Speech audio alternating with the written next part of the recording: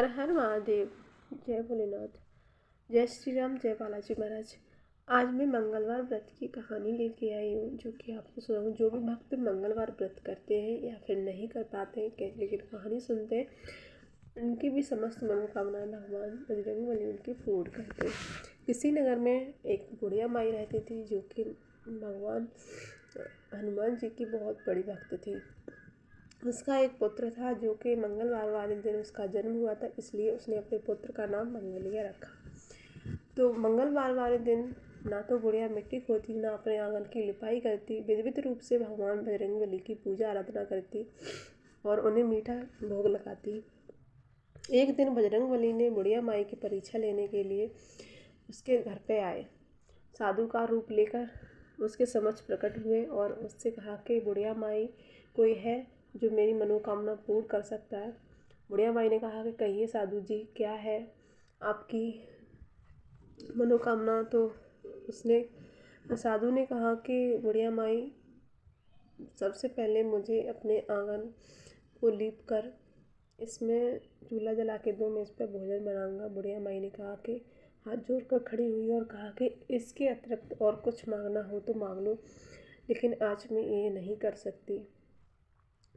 तो साधु जी ने कहा कि नहीं, मुझे तो यही चाहिए। बुढ़िया माई ने कहा कि आज के दिन में इतना नहीं कर सकती, तो आज इसके अलावा और कुछ मांग लो।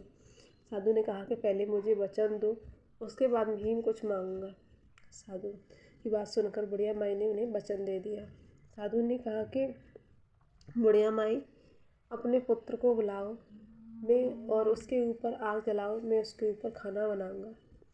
तो बुढ़िया माई के पैरों तले ज़मीन खिसक गई और वो बहुत ज़्यादा दुखी हो गई, लेकिन साधु को वचन दे चुकी थी, इसलिए उसने अपने पुत्र को आवाज़ दी। उसका पुत्र बाहर आया और उसने ऊँधा लिटा दिया।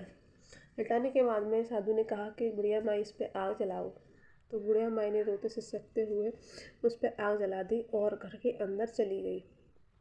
कुछ समय बाद साधु ने आवाज़ लगाई, बुढ़िया माई आ जाओ, खाना बन चुका है।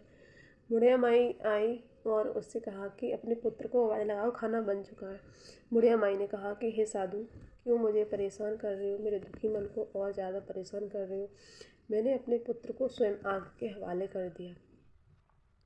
तो साधु ने कहा कि नहीं, आवाज़ लगाओ। साधु के बार बार बोलने पर बुढ़िया माई ने आवाज़ लगाई तो मंगलिया हंसते हुए अपनी माँ के पास आया।